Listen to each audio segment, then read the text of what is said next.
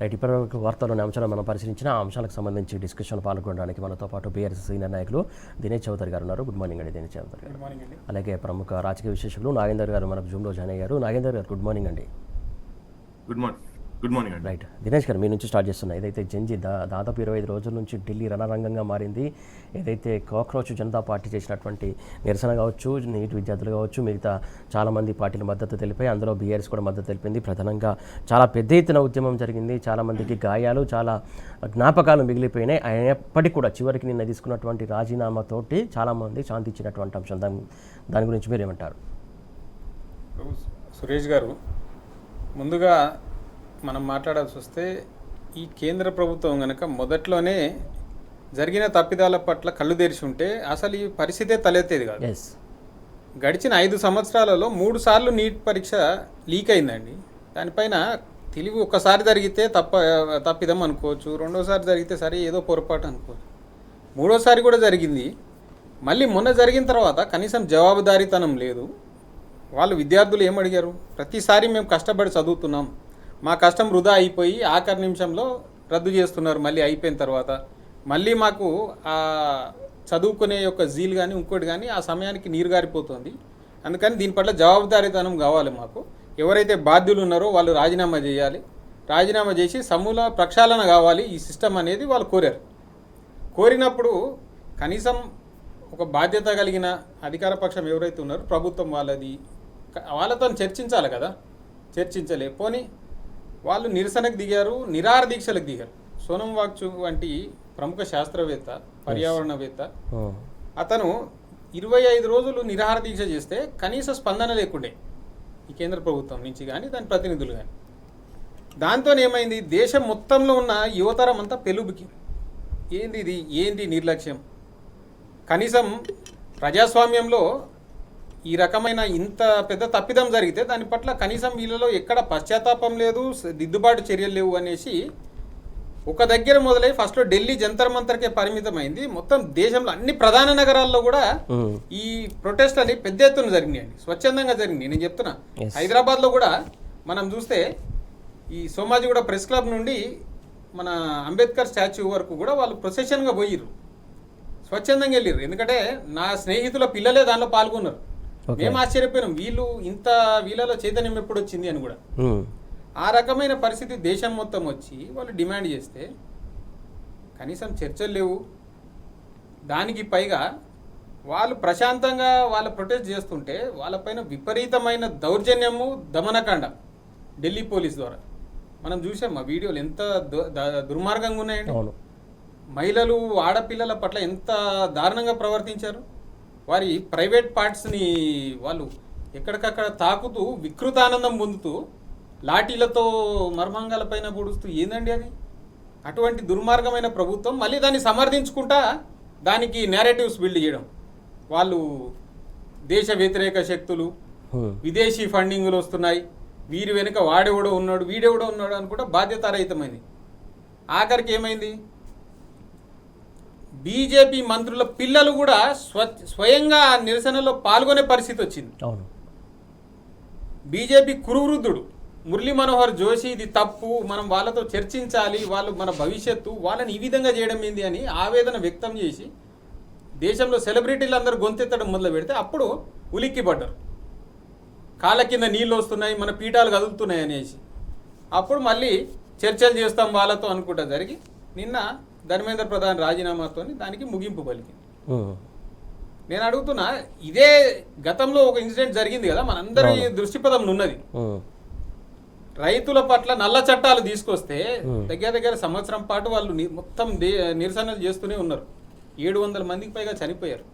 అప్పుడు కూడా ఇంతే, వాళ్ళు ఖలిస్తానీలు, వాళ్ళు యాంటీ నేషనల్స్ అనుకుంటా విపరీతమైన ఇది చేసి ఆఖరికి ప్రధానమంత్రి క్షమాపణ చెప్పి వెనుకకి తీసుకోవాల్సిన పరిస్థితి వచ్చింది. మరి అప్పటి నుంచి గుణపాతాలు తీసుకుని ఇప్పటికైనా చేసి ఉంటే వాళ్ళు అవుతుండే. కాకపోతే వాళ్ళ నిర్లక్ష్యం ఏముండే అంటే సురేష్ గారు, ఒకటి వాళ్ళ భరోసా అవతల దిక్కు కాంగ్రెస్ పార్టీ కదా, రాహుల్ గాంధీ కదా, వాళ్ళతో ఏమవుతుంది, వాళ్ళకి ఎక్కడ చిత్తశుద్ధి లేదు, వాళ్ళని ఎవడు నమ్మడు కదా, కాబట్టి దీని పెద్ద ఇంపాక్ట్ ఉండదు అనుకున్నారు.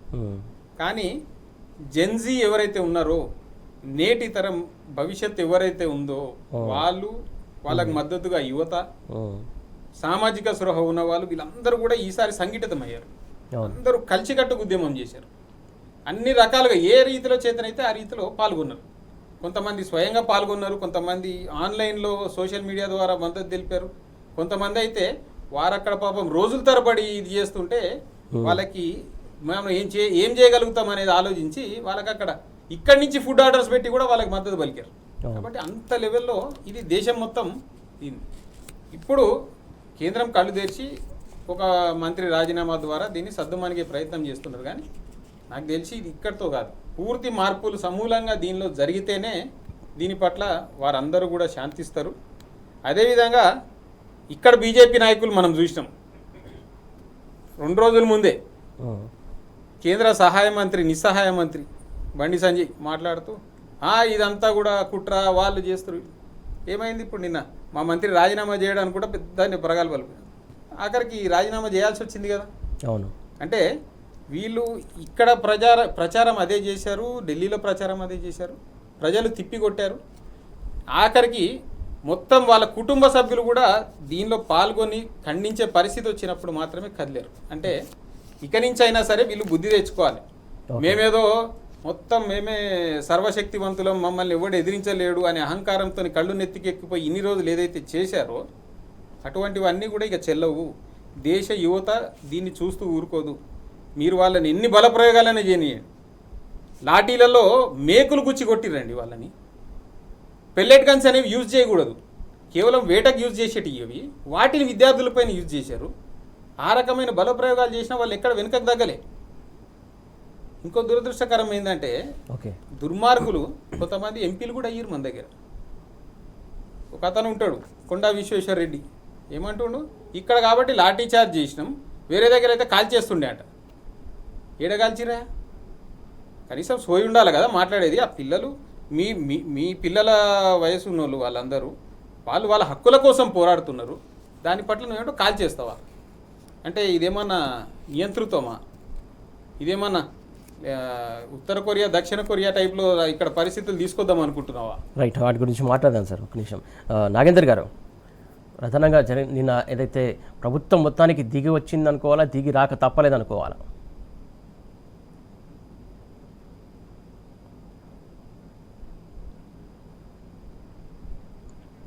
నాగేందర్ గారు, మీ ఐడియా నాకు వినబడట్లేదు, కొంచెం చూడండి. ఇంకొకటి, ఏదైతే ప్రభుత్వం దిగి వచ్చింది అనుకోవాలా, ప్రభుత్వం దిగి రాక తప్పలేదు అనుకోవాలా? ఇప్పుడు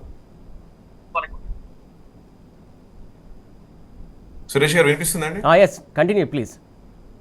నమస్తే సురేష్ గారు. ఇప్పుడు దినేష్ చౌదరి గారు చాలా చక్కగా ఎక్స్ప్లెయిన్ చేశారు డీటెయిల్గా. సో మీరు ఒకవేళ గత 12 సంవత్సరాల నుంచి నరేంద్ర మోడీ పాలన చూసుకుంటే ఎవరు తవ్విన గోతులో వాళ్ళే పడ్డట్టు నరేంద్ర మోడీ గారు ఆ రోజు 2014లో డిజిటల్ మీడియా ద్వారానే ఆయన మొత్తం ప్రపంచవ్యాప్తంగా కానీ భారతదేశ వ్యాప్తంగా కానీ విపరీతమైన మద్దతుతో వచ్చి ప్రధానమంత్రి అయిన నరేంద్ర మోడీ గారు నేడు అదే డిజిటల్ మీడియా మీద ఒక వ్యంగ్యంగా ప్రారంభమైన కాక్రోచ్ జనతా పార్టీ చేతిలో చిత్తు అయిపోయినారు. సో దినేష్ గారు అన్నట్టు అసలు ఈ ప్రాబ్లం వచ్చినప్పుడే దాన్ని ఆ రోజే చర్చించి డిస్కస్ చేసి ఈ రాజీనామా చేస్తుంటే బాగుండేది. కానీ దీన్ని డిలే చేసి ఈ రోజు మొత్తం ప్రపంచమంతా మన వైపు చూసి విద్యార్థులందరినీ 20 రోజులుగా సఫర్ చేసి ఈ రోజు ప్రధానంగా వాళ్ళు అడిగిన 3 డిమాండ్లు నెరవేర్చడం జరిగింది సార్. అలాగే యువత తలుచుకుంటే మన దేశంలో ఏదైనా సాధించవచ్చు అని ఒక హోప్ ఇవ్వడం జరిగింది ఈరోజు. సో నరేంద్ర మోడీ గారు నేను విశ్వగురువును, ఎంతో పవర్ఫుల్ ప్రధానమంత్రి అని చెప్పుకున్న నరేంద్ర మోడీ కూడా యువత డిమాండ్లకు తగ్గి ఈ రోజు వాళ్ళ ధర్నాలకు రాస్తారోలకు తలొంచి ఈ రోజు వాళ్ళ డిమాండ్లు నెరవేర్చడం జరిగింది. అంతేకాకుండా సార్ ఇప్పుడు మన రాష్ట్రంలో చూసుకుంటే తెలంగాణ నుంచి మనం 8 మందిని ఎంపీలను ఎన్నుకుంటే వాళ్ళు మనం తల దించుకునేలా చేశారు కేంద్రంలో. ఈరోజు బండి సంజయ్ అన్నారు 50% డబ్బులు 50% పబ్బులు అని వాళ్ళ ఇంటిలో వాళ్ళ పిల్లల గురించి మాట్లాడినట్టున్నారు. ఆయన పాపం ఢిల్లీలో వాళ్ళ నిద్రాహారాలు మాని ఒక 20-25 రోజుల నుంచి వాళ్ళు ఎన్నో నిరాహార దీక్షలు చేస్తుంటే కూడా ఆ విధంగా వ్యంగ్యంగా మాట్లాడడం నిజంగా మన తెలంగాణకు ఈ సిగ్గుచేటు. అలాగే కొండా విశ్వేశ్వరరెడ్డి గారు కూడా అన్నారు ఇంతకుముందు, ఏది వేరే దేశంలో అయితే కాల్చి పారేస్తాం, ఇక్కడైతే లాఠీ చార్జ్తో సరిపెట్టినామన్నారు. నిర్మలా సీతారామన్ గారు ఏమన్నారు, చాలా మందికి మంచి జరిగింది అన్నారు. సో ఇంత ఏంటంటే కైండ్నెస్ కర్టెసీ లేకుండా ఉన్న మన తెలంగాణ బిడ్డలను చూస్తుంటే చాలా బాధేస్తుంది సార్. ఎందుకంటే ఇటువంటి ఎంపీలైనా మనం గెలిపించుకున్నదని. సో దేనికైనా మనోడు ఉండాలి, ఏ సమస్యకైనా మనోడు ఉండాలని కేసీఆర్ గారు ఎప్పుడు అంటూ ఉంటారు. కానీ ఈరోజు మన పార్లమెంట్లో మనం లేకపోవడం అనేది ఇది కూడా ఒక పెద్ద డ్రాబ్యాక్. అలాగే వాంగ్చుక్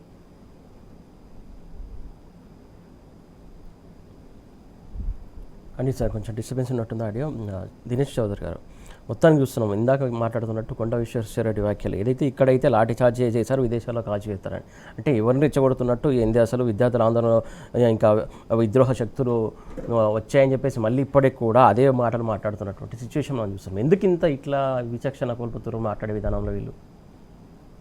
మరి బహుశా ఆ సమయానికి ఆయన పూర్తి స్పృహ సోయలో ఉండి మాట్లాడిండా, లేకపోతే మన విజయమాల్య ప్రభావంలో ఉండి అటువంటి మాటలు మాట్లాడిండా అనేది కూడా కొద్దిగా దానిపైన ఆలోచించాల్సిన అవసరం ఉంది. లేకపోతే ఎవరైనా ప్రజాస్వామ్యయుతంగా శాంతియుతంగా చేస్తున్న నిరసనల పైన మేము కాల్పులు జరిపిస్తాము, లాఠీ చార్జీలతో ఆగినాము అనుకుంటా మాట్లాడతారండి. మళ్ళీ దానిలో కూడా ఇంకో దుర్మార్గం దేశం మొత్తం కూడా గమనించింది.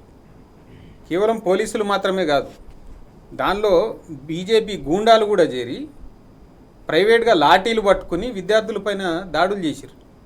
ఆ విజువల్స్ కూడా ఉన్నాయి. ఎవరి ఇల్లు ఏం సంబంధం అనేసి వాళ్ళ ప్రొఫైల్లో దిగితే ఒకటి పేరు హనీ డగర్ అంట, వాడికి ఏం సంబంధము, పోలీసులు కూడా వాడిని ఇంటేసుకుని తీసుకుపోయారు కొట్టేదానిలో. కాబట్టి బీజేపీ శత విధాల ప్రయత్నించిందండి దీన్ని ఏదో ఒక రకంగా ఈ నిరసనని బద్నాం చేయాలి, అణిచివేయాలి అనేసి చాలా ప్రయత్నం చేసింది. ఇంకోటి విదేశాల నుంచి వీళ్ళకి ఫండ్లు వస్తున్నాయి అది ఇది అనుకుంటా చాలా దుష్ప్రచారాలు చేశారు. ఆఖరికి ఎవరైతే విదేశాంగ శాఖ అధికార ప్రతినిధి ఉన్నాడో అతనే స్వయంగా మాట్లాడుతూ అటువంటి సమాచారం మా వద్ద లేదు, విదేశాల నుంచి ఫండింగ్ వస్తుంది, ఇవి అన్నీ వాటికి వెనుకకి శక్తులు ఉన్నాయి అనేది మా వద్ద సమాచారం లేదు అనుకుంటా అతనే చెప్పిండు. మరి విదేశాంగ వద్ద లేని ఇది ఈ గల్లీలో తిరిగే ఈ చప్రిగాలకు ఉన్నదా? కాబట్టి ఒక్కోసారి ఆవేశంతో ఇవన్నీ కూడా కట్టాలించుకునే పరిస్థితి, వీళ్ళ మాటలు కానీ చేతలు కానీ.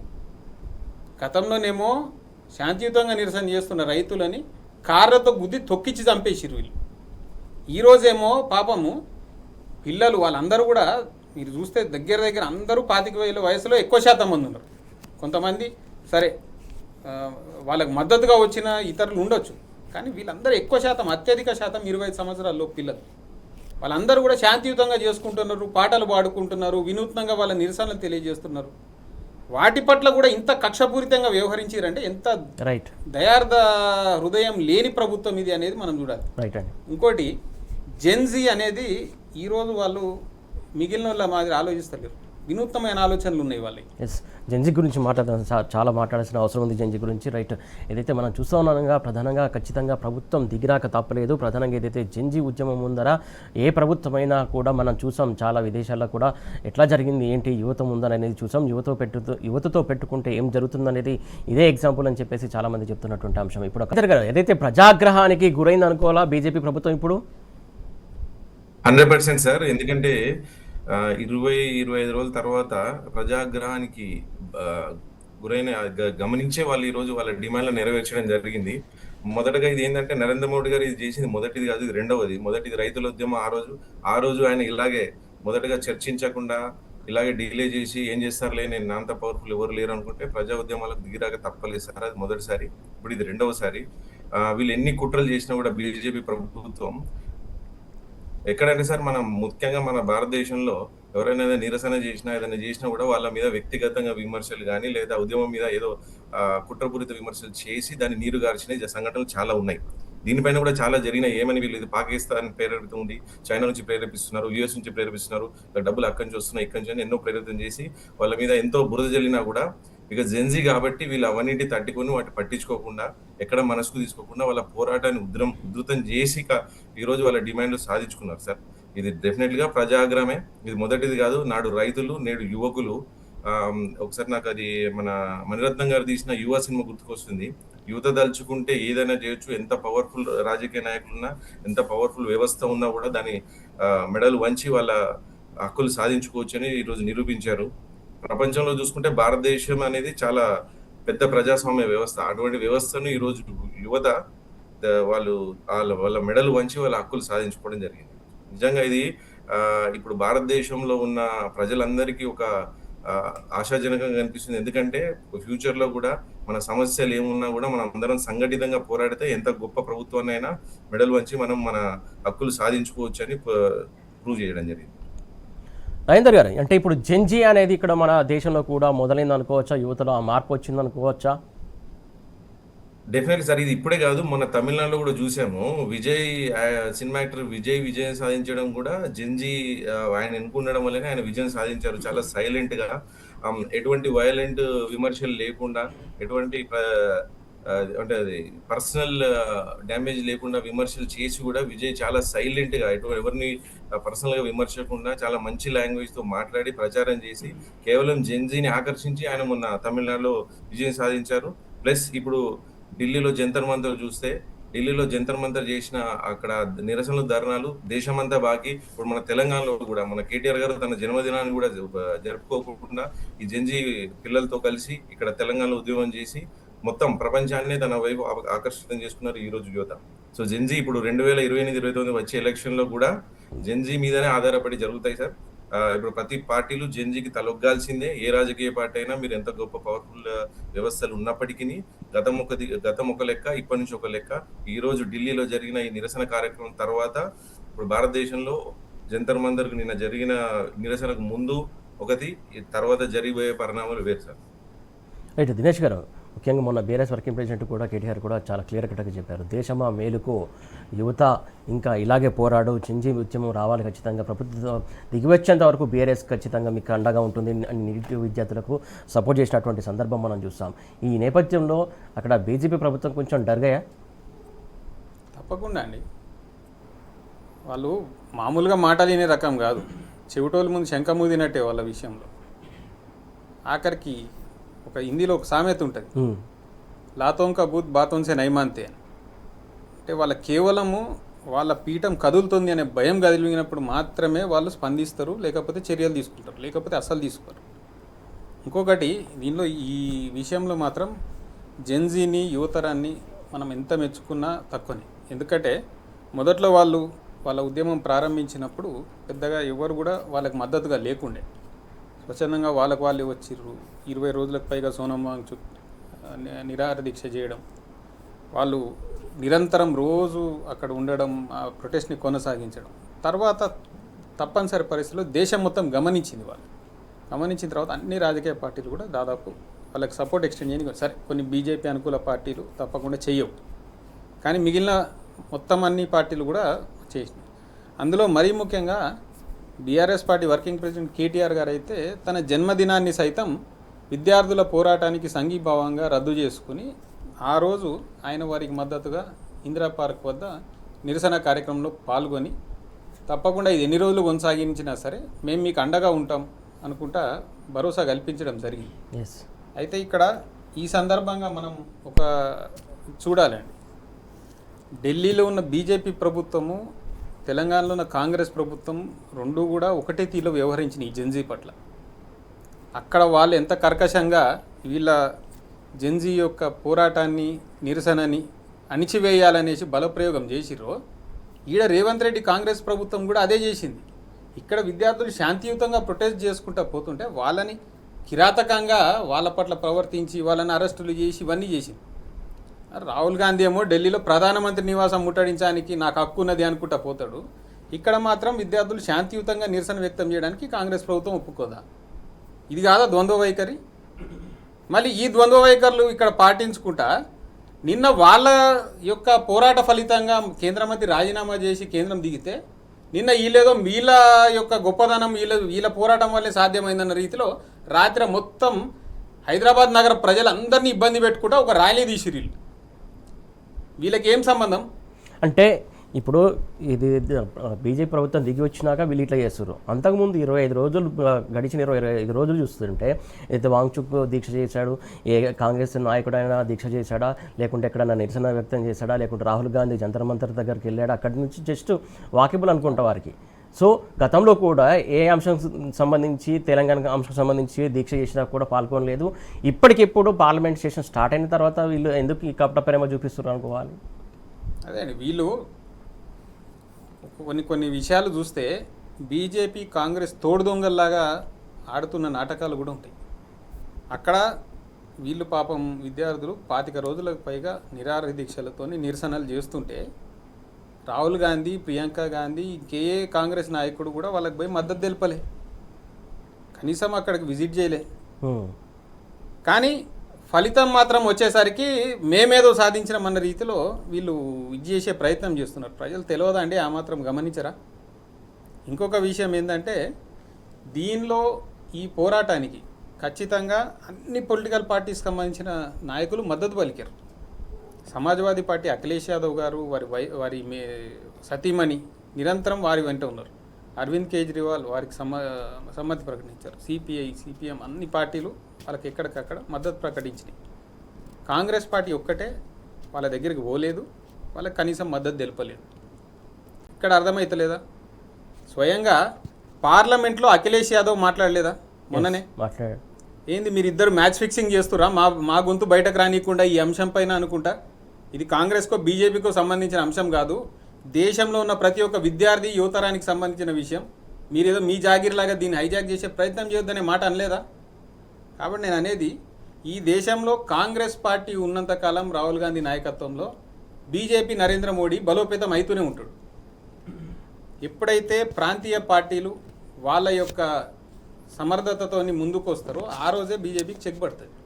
అందుకే కదా ఈరోజు ఆ ప్రయత్నాలు చేస్తున్నది. ప్రాంతీయ పార్టీలు అన్నింటినీ కూడా ఏదో ఒక రకంగా విడగొట్టాలా, లేకపోతే వాటన్నిటిని బలహీనపరచాలనే ప్రయత్నాలు మనం చూస్తలేమా? బెంగాల్లో తృణమూల్ కాంగ్రెస్ని, లేకపోతే పంజాబ్లో ఆమ్ ఆద్మీ పార్టీని, మహారాష్ట్రలో శివసేన పార్టీని, లేకపోతే ఎన్సీపీ పార్టీని, తమిళనాడులో డిఎంకేని, ఇట్లా ప్రతి పార్టీని వాళ్ళు విడగొట్టాలనే చూస్తున్నారు. ఇక్కడ కూడా మన రాష్ట్రంలో కూడా ఇంకా ప్రయత్నాలు చేస్తూనే ఉన్నారు, కానీ అంత సఫలీకృతం అయితలేరు. కాబట్టి దేశంలో కనుక ప్రజాస్వామ్యం బతికుండాలన్నా, లేకపోతే వ్యవస్థలన్నీ కూడా ఒక గాడిలో పడాలన్నా ఖచ్చితంగా ప్రాంతీయ పార్టీలు బలంగా ఉండాలి. అందులో ముఖ్యంగా తెలంగాణ విషయానికి వస్తే, తెలంగాణకు సంబంధించిన హక్కులు సాధించాలన్నా, లేకపోతే తెలంగాణకి మేలు జరగాలన్నా బీఆర్ఎస్ పార్టీ అనేది బలంగా ఉండాలి. ఎందుకంటే మనం చూసినాం, మొన్న పార్లమెంటుకి తెలంగాణ నుండి 8 మంది కాంగ్రెస్ సభ్యులు, 8 మంది బీజేపీ సభ్యులు ఎంపీలుగా ఎన్నికయ్యారు. ఏ ఒక్కరైనా తెలంగాణ హక్కుల కోసం పోరాడుతున్నారండి ఈరోజు? ఏ విషయంలో అయినా కావచ్చు, నీటిపారుదల ప్రాజెక్టుల విషయంలో కావచ్చు, లేకపోతే నిధుల విషయంలో కావచ్చు, ఇక్కడికి రావాల్సిన కేంద్ర ప్రభుత్వ రంగ సంస్థలు కావచ్చు, లేకపోతే ఇక్కడ నెలకొల్పాల్సిన పరిశ్రమలు కావచ్చు, వీటిలో ఏ ఒక్క విషయంలో అయినా వీరు ఎవరన్నా పార్లమెంట్లో గొంతెత్తి కొట్లాడిరా? ఆ కొట్లాట లేకపోవడం వల్లనే ఈరోజు తెలంగాణ అనేక రంగాల్లో నెంబర్ 1 ఉన్నది దేశంలో, ఈరోజు వెనుకకు పోయింది. మనం చూస్తలేమా? ఈజ్ ఆఫ్ డూయింగ్ బిజినెస్లో ఒకప్పుడు దేశంలోనే నెంబర్ 1, నెంబర్ 2 స్థానాల్లో తెలంగాణ ఉంటుండే. ఈరోజు 13వ స్థానానికి పడిపోయింది. తలసరి ఆదాయం ఒకప్పుడు దేశంలో నెంబర్ 1 తెలంగాణది ఉంటుండే, ఇవాళ 3వ స్థానానికి పడిపోయింది. అదేవిధంగా ఈ ఆఫీస్ స్పేస్ ఆక్యుపెన్సీ, ఒకప్పుడు బెంగళూరుని సైతం మనం తోసిరాజు ముందుకు పోయినాం, ఈరోజు ఎక్కడున్నాం? ఇవన్నీ ఈ దుష్పరిమాణాలన్నీ కూడా తెలంగాణ గడిచిన 12 ఏళ్లలో కొత్తగా ఆవిర్భవించిన రాష్ట్రం అనేక విజయాలు సాధిస్తే ఈ కాంగ్రెస్ ప్రభుత్వం రాగానే మళ్ళీ అధోగతి పాలయ్యే పరిస్థితి ఉంది. నీటి కోసం అల్లాడిపోయే పరిస్థితి ఉంది.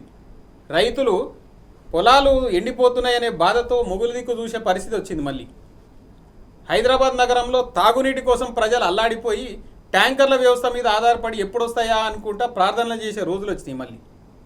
కాబట్టి జెన్జీ ఉద్యమంతో పాటు రాబోయే రోజులలో ప్రజాగ్రహం అనేది వెలుగుకి ఖచ్చితంగా బీజేపీ, కాంగ్రెస్ ప్రభుత్వాలపైన ప్రజలు పోరాడే పరిస్థితి కూడా వస్తుందండి.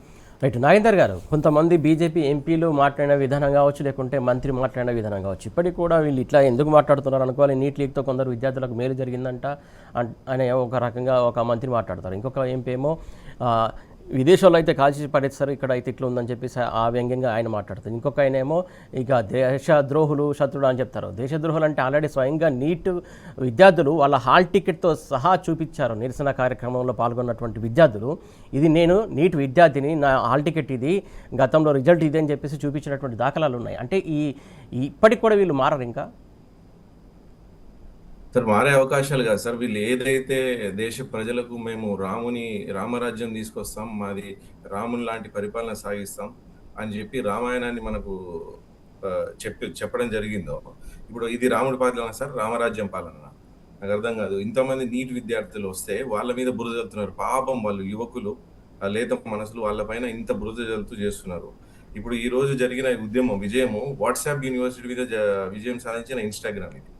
ఎందుకంటే ఈరోజు వాట్సాప్ యూనివర్సిటీలో ఎన్ని వేల వ్యాసాలు రాస్తున్నారు వాళ్ళంటే వాళ్ళ క్యారెక్టర్ అసాసినేట్ చేస్తూ ఎన్ని వేల వ్యాసాలు రాశారంటే వీళ్ళు అసలు డబ్బులు తీసుకొని చేస్తున్నారు, లేదా పాక్ ప్రేరేపిత తీవ్రవాదులని, లేదా చైనా ప్రేరేపిత తీవ్రవాదులని చేస్తున్నప్పటికీ వాటి మీద విజయం సాధించారు.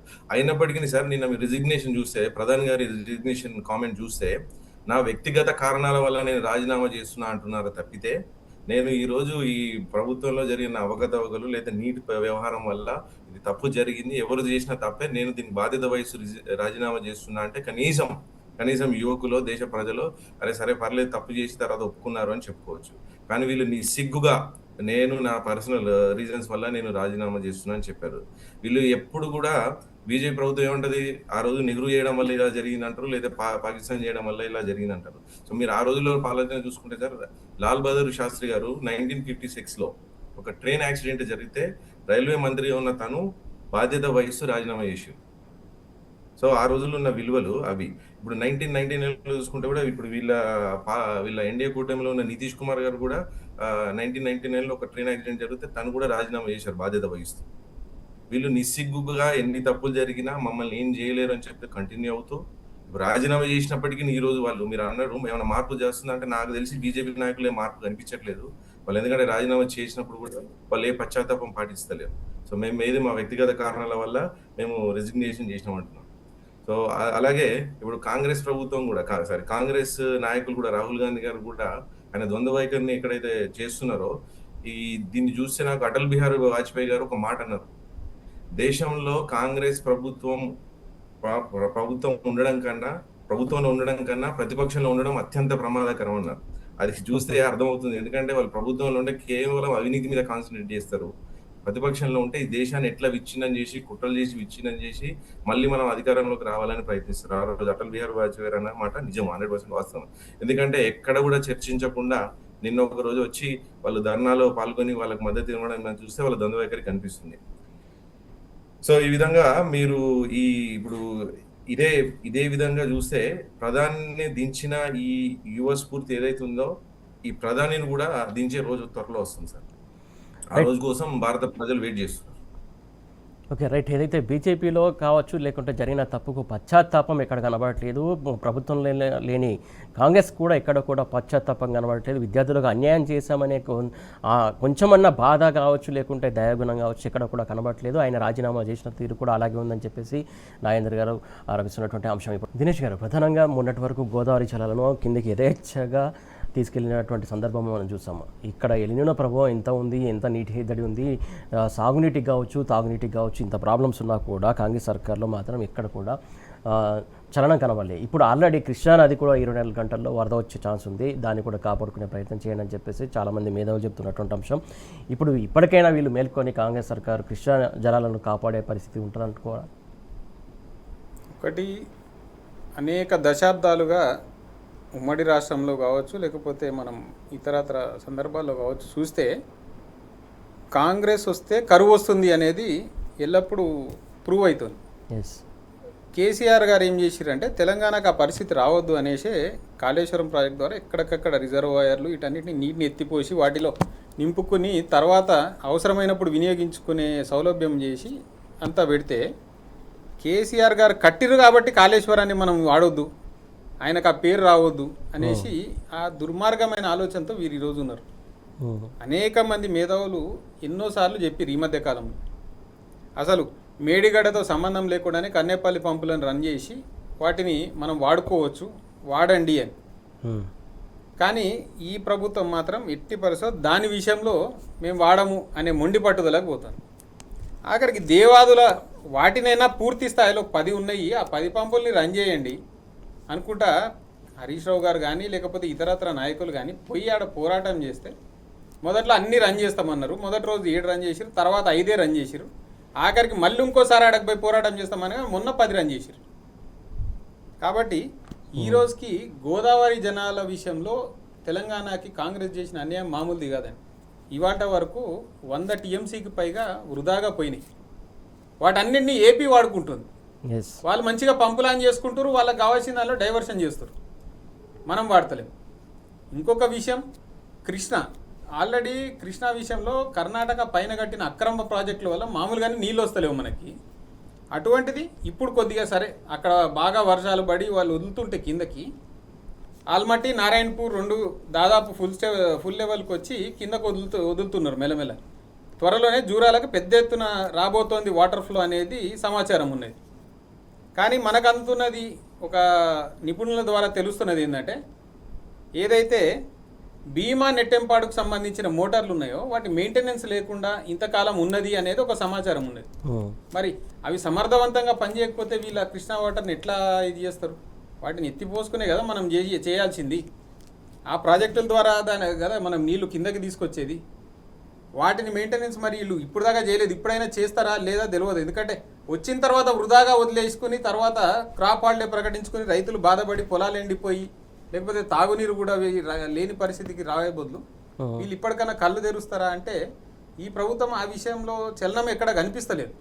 మనం కనీసం ఈరోజు మనం చూస్తే ముగ్గురు ముఖ్యమంత్రులు అండి, తెలంగాణ, కర్ణాటక, ఆంధ్రప్రదేశ్ ముగ్గురు ముఖ్యమంత్రులు కలిసి మొన్న ఒక దీనికి పోయిరు, ఏదో డ్యామ్ గేట్లు పెట్టిరు అని.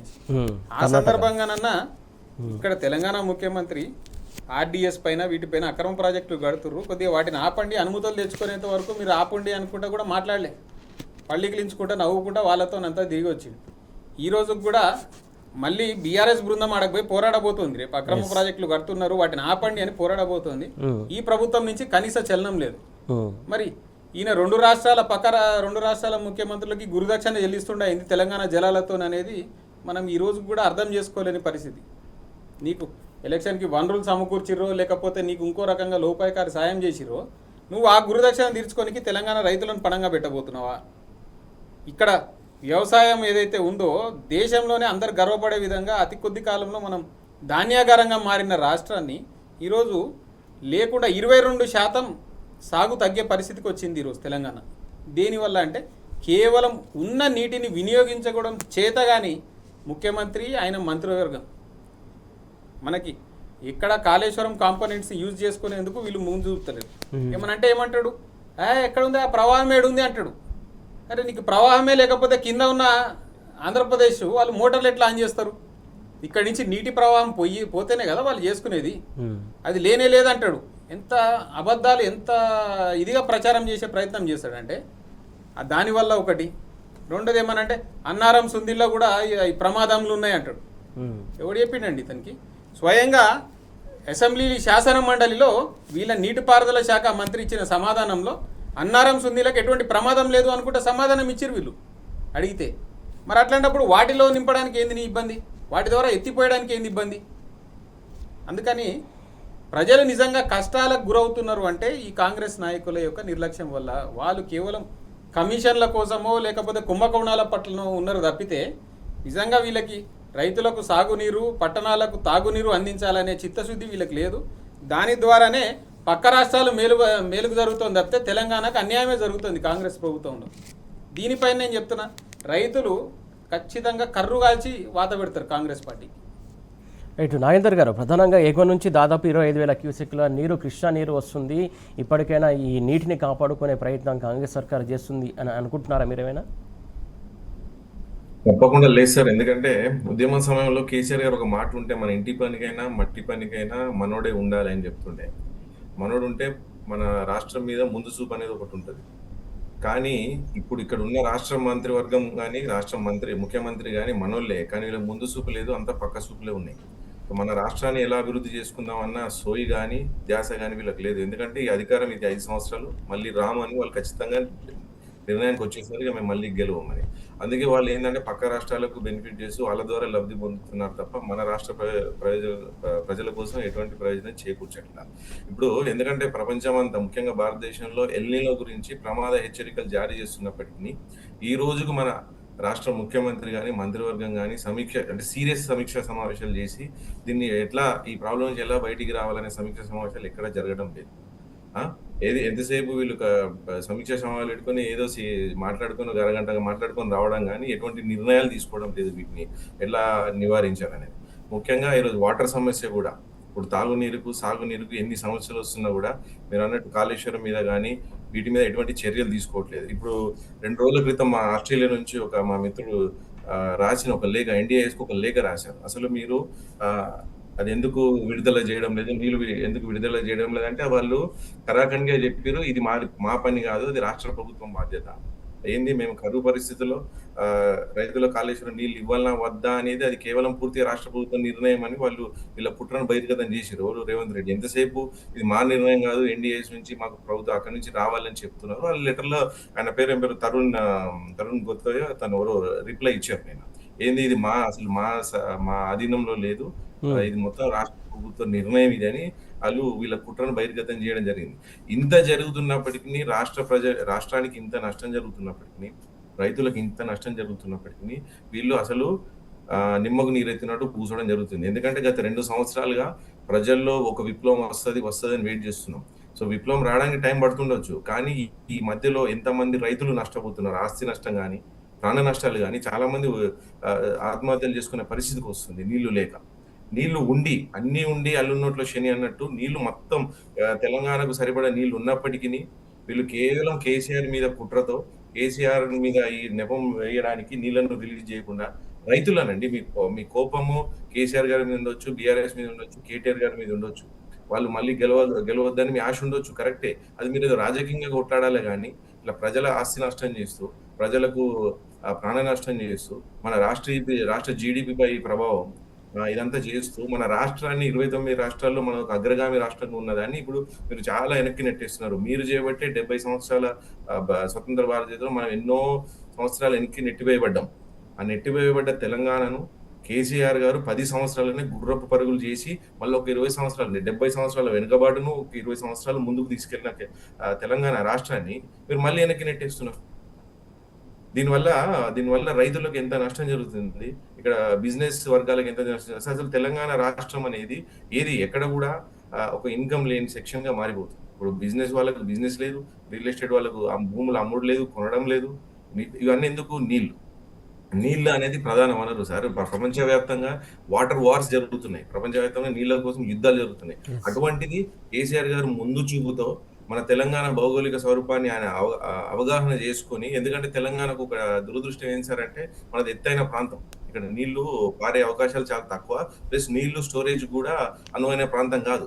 ఇదంతా గమనించిన కేసీఆర్ గారు ఉద్యమంలోనే ఒక బ్లూ ప్రింట్ చేసుకున్నారు. ఏంటంటే ఇది మనం ఏదో నార్మల్ ప్రాజెక్టులు కట్టలేము, దీంతో కట్టలేమని చెప్పి ఆయన ఒక విప్లవాత్మక సాంకేతిక పరిజ్ఞానంతో కాళేశ్వరం ప్రాజెక్టులు కట్టారు. లిఫ్ట్ ఇరిగేషన్ అంటే ఎత్తైన ప్రాంతాల్లో కూడా నీళ్లు పంపించేదాన్ని.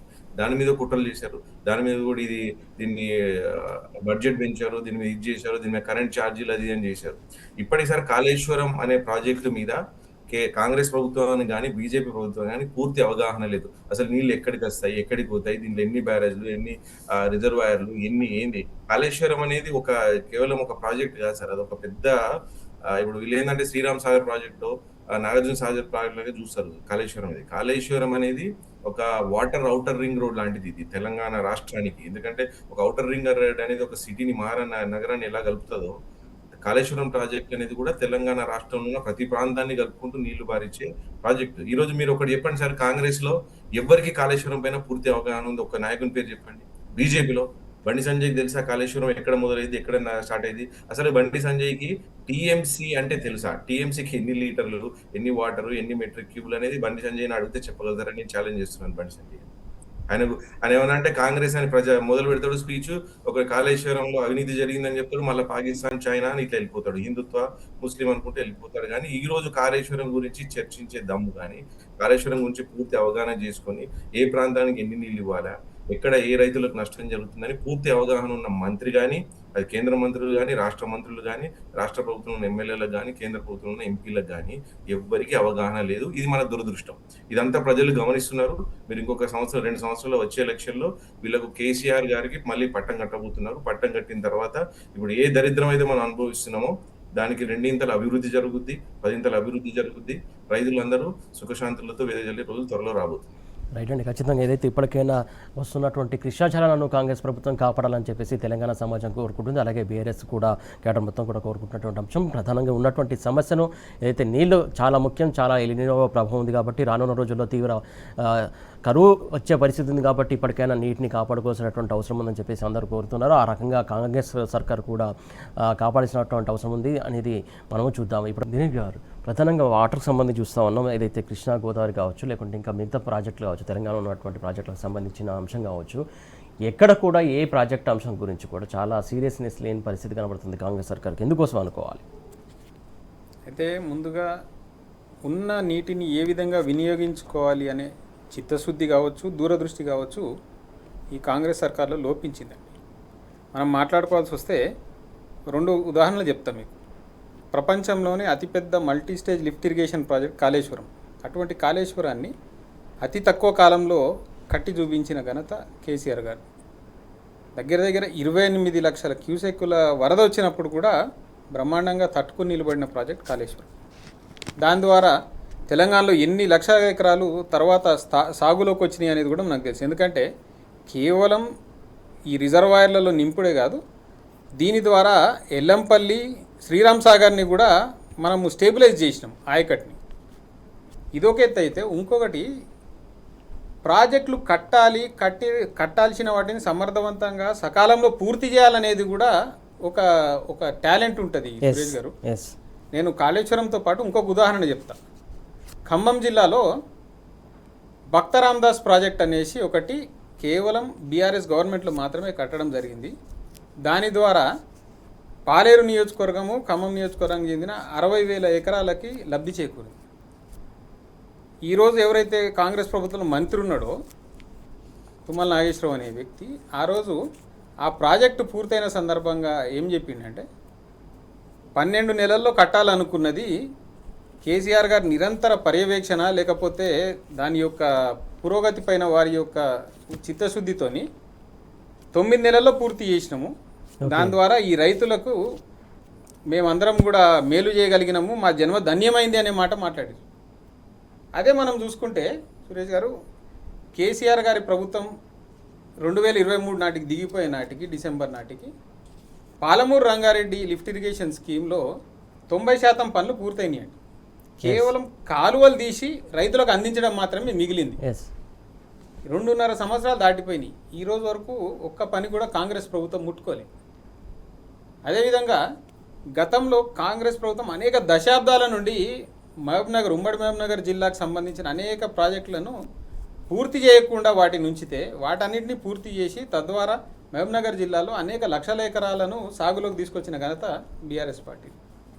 వీళ్ళు కనీసం వాటి మెయింటెనెన్స్ కూడా చేయడం సాధ్యం కాక వాటి ద్వారా వచ్చే నీళ్ళని ఎత్తిపోసే పరిస్థితి లేనికి వీళ్ళు తీసుకొచ్చారు. కడెం ప్రాజెక్ట్ మరమ్మతులు చేపట్టలే వీళ్ళు వచ్చిన తర్వాత, సింగూర్ ప్రాజెక్టు మరమ్మతులు చేపట్టలే. ఇవన్నీ ఈరోజు వాటన్నిటి ద్వారా నీళ్ళని వినియోగించుకోలేని పరిస్థితి వచ్చింది. అంటే నేను అనేది, కానీ ఇంకొక మాట దినేష్ గారు, నాగేంద్ర ఒక కీలకమైనటువంటి పాయింట్ రేజ్ చేశారు ఇందాక. ఎన్డీఎస్సీఏ పర్మిషన్ ఇస్తేనే మేము ఎత్తిపోస్తామని చెప్పేసి ఏదైతే ముఖ్యమంత్రి రేవంత్ రెడ్డి చెప్పాడో, దానికి సంబంధించి ఎన్డీఎస్సీకి సంబంధించి అక్కడ నుంచి రిప్లై వచ్చిందంట ఆల్రెడీ. దీనికి మీరు ఎత్తిపోయడానికి మా ఎన్డీఎస్ నుంచి పర్మిషన్ మీకు అక్కర్లేదు, నిర్ణయాలు మీరు తీసుకోవాలని చెప్పారని చెప్పేసి నాగేందర్ గారు కీలక పాయింట్ రైజ్ చేశారు.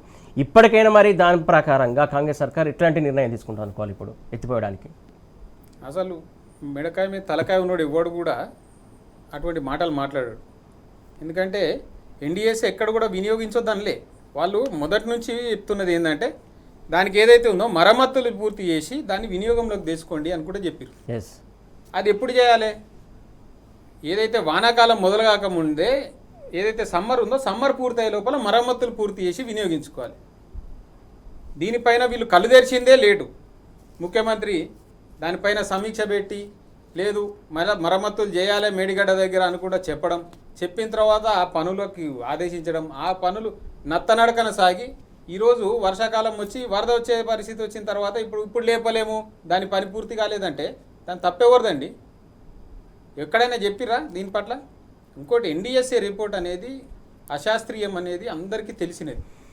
వాళ్ళు అక్కడ గ్రౌండ్కి పోలేదు, ఆ గ్రౌండ్లో ఏదైతే ఉన్నదో దానికి సాయిల్ టెస్ట్ చేయలేవాళ్ళు, మెటీరియల్ టెస్ట్. ఓకే.